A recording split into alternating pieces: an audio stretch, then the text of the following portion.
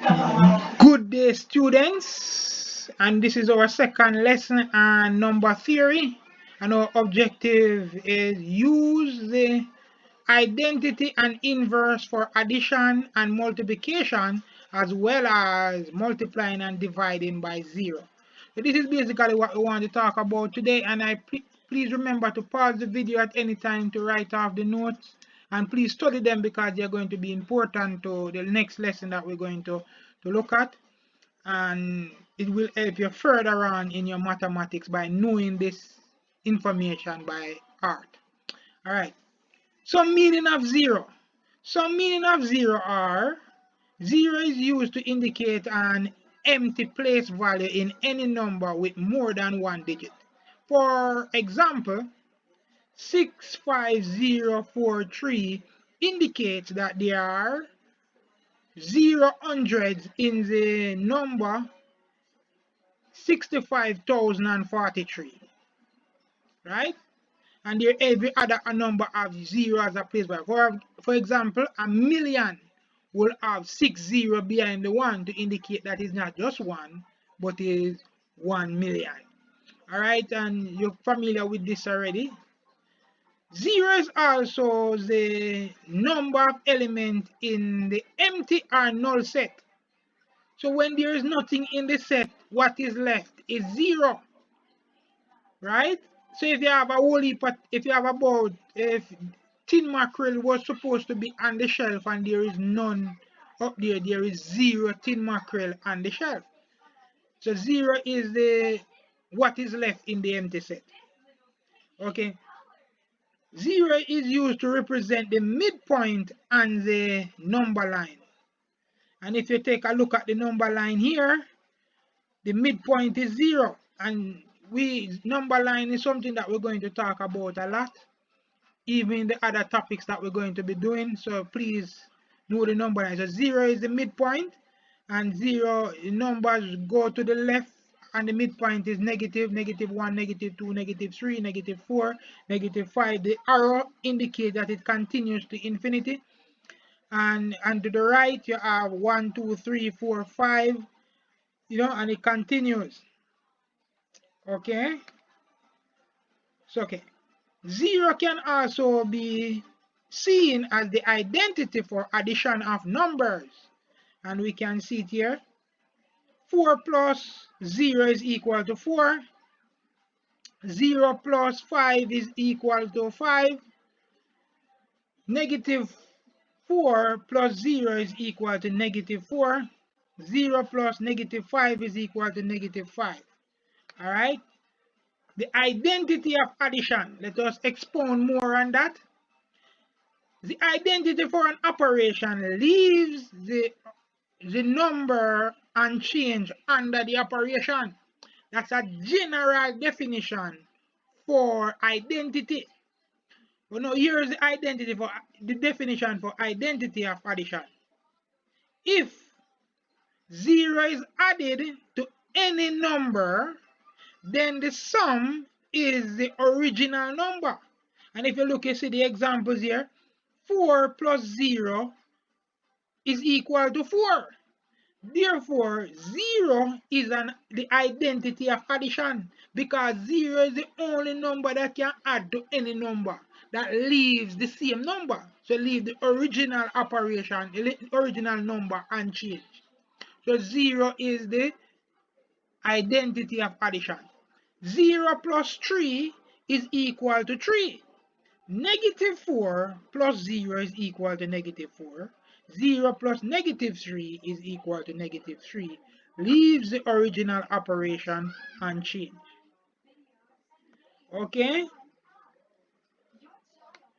We say that 1 is the identity for multiplication. I'm going too far. Okay, the next step is identify identity for multiplication, and we can figure out where we're going back from this. If any number is multiplied by 1, then the product is the original number. Okay? So, thus 8 times 1 will leave the original number unchanged, which is the answer will be 8.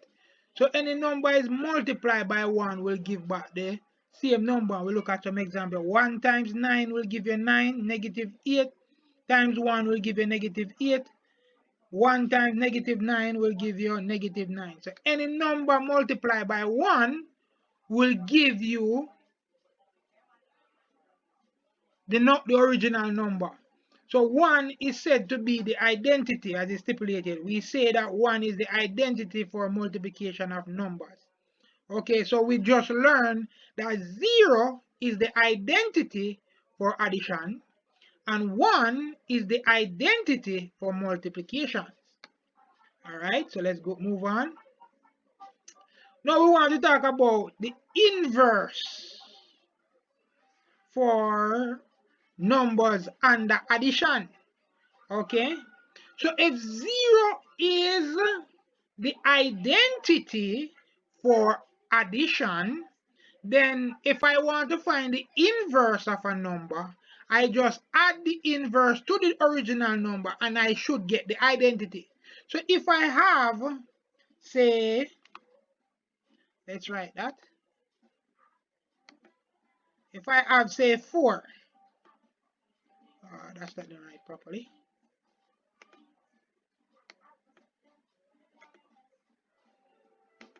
If I have, say, 4, right? What number could I add to that number to give me the identity, which is 0?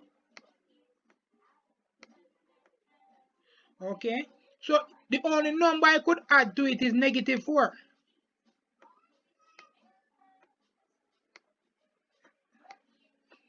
Right? So if I add those two numbers, I will get 0. Right? So 4 from 4 is equal to 0. That is the identity. Right? And see, it's stipulated here. See it here? The inverse of 5 under addition is negative 5. Because 5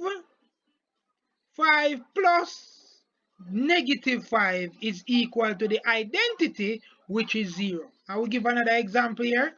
The inverse of negative 3 under addition is 3, since the negative 3 plus 3 is equal to 0. All right? Now, the inverse for number under multiplication. This is something that I want to talk about as well. The definition for the inverse of a number was stated above. We'll look at that up here. When we say the inverse of a number for a given operation combines with the number under the operation gives the identity. So when we combine it under operation and the identity is formed, right? The number that is multiplied by the original number is the identity, is the inverse, sorry. Okay, so under multiplication, the inverse of 6 under multiplication is 1 upon 6, right?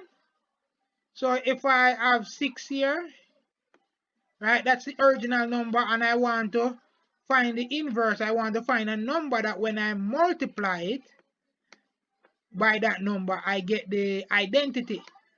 That's the rule, right?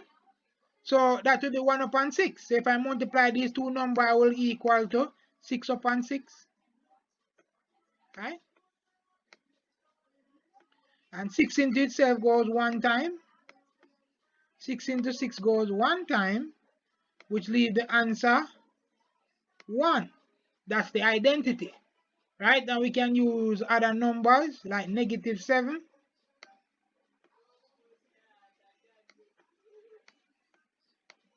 Negative 7.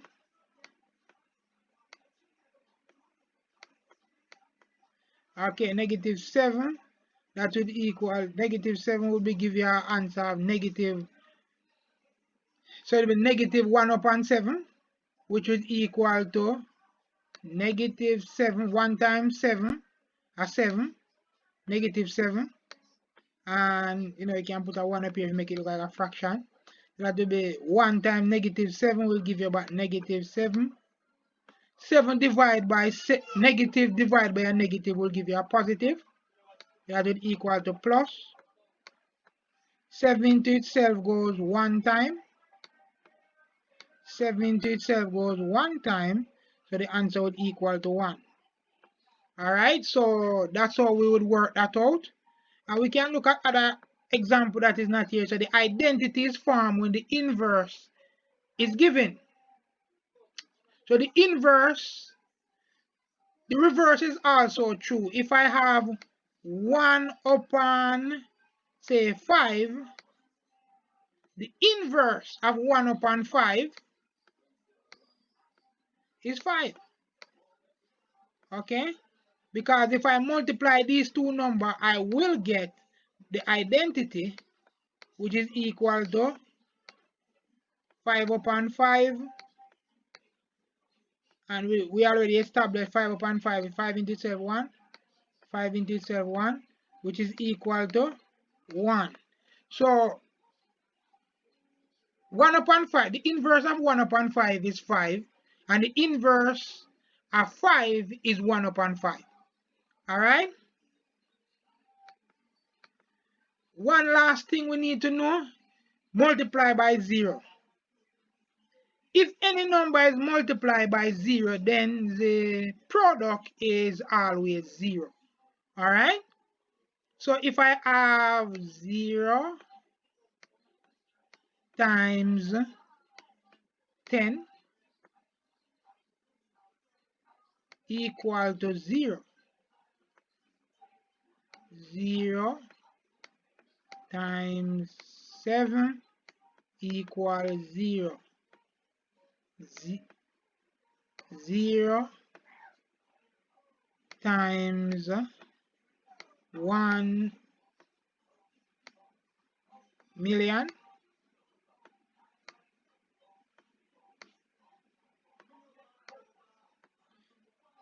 is equal to 0. Let's write that last 0 properly.